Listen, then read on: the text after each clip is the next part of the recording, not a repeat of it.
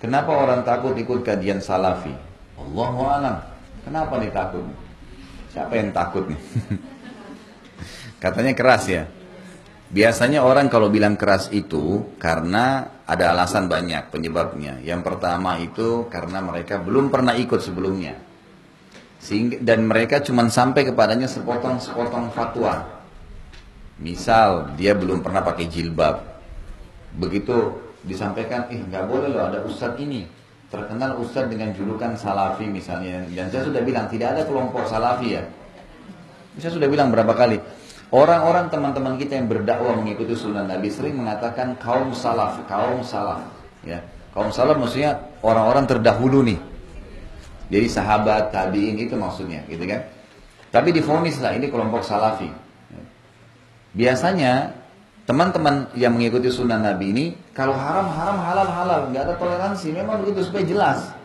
Soalnya kalau kita masih toleransi, dibungkus-bungkus, dikemas, nanti orang masih setengah-setengah. Emang haram ya haram. Ustaz hukumnya riba gimana? Haram, nggak boleh. Terus bagaimana jalan keluarnya? Ya usahakan untuk keluar. Dikasih tahu. Nggak mungkin, karena saya kerja di bank Ustaz, kira-kira saya masih bisa nggak kerja dulu beberapa waktu sampai nanti saya dapat kerjaan yang lain.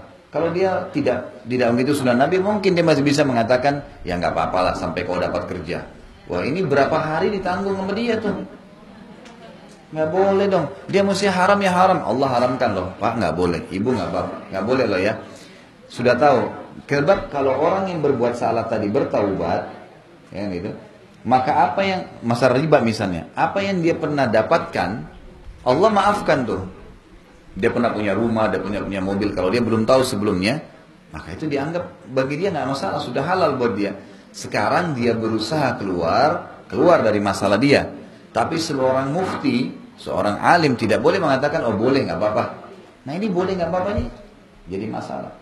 Nah ini poin pertama, penyebab pertama. Biasanya karena mereka belum menjalankan perintah agama, kemudian sampai kepada mereka fatwa, sesuatu yang sepotong saja berhubungan dengan pelanggaran yang dia lakukan. Masalah tidak pakai jilbab, oh itu berarti berdosa, nanti begini.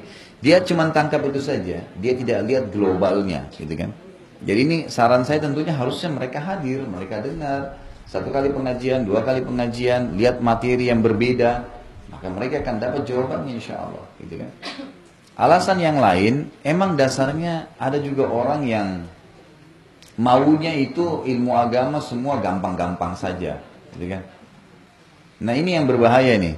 Jadi dia suka kalau datang pengajian itu, ustadznya ceramah 15 menit ceramah, sisanya dongeng, tawa-ketawa gitu kan. Ya ini ustaznya lucu nih, hadir. Biar 2 jam tapi 1 jam setengahnya lucu-lucuan, setengah jam yang ceramah gitu.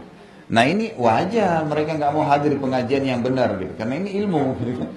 Ilmu wahyu disampaikan, jadi 1 jam 2 jam ceramah itu memang ilmu semua gitu kan. Dia pulang membawa ilmu wahyu itu. Nah beda sekali perubahannya ya.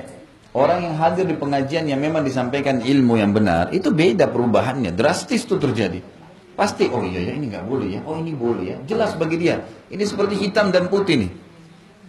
Yang mana nih, hitam salah, ini gelap, ini putih, jelas. Jadi dia berubah. Jangan heran orang hidup pengajian sunnah itu tiba-tiba berubah drastis bawaannya, cara bicaranya, tiba-tiba dia tinggalkan semua yang salah. Karena jelas bagi dia ini nggak boleh.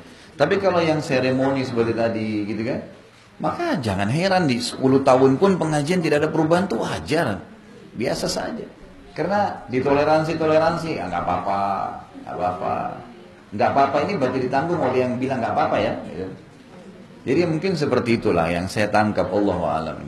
Dan saya berharap Bapak Ibu sekalian jangan pernah ada orang-orang yang sering mengkotak-kotakkan Islam ini dengan cara, oh ini kamu organisasi ini, oh kamu organisasi ini, oh kamu kelompok ini. Itu jangan divonis begitu. Saya sarankan begitu ya.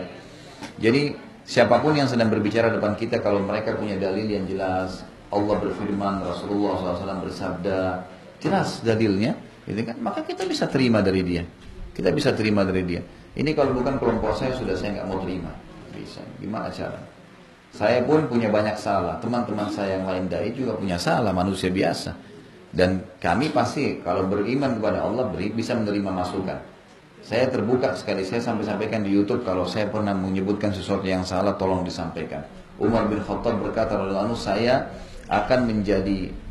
saya akan terus berterima kasih pada seseorang yang mengingatkan satu kesalahan saya.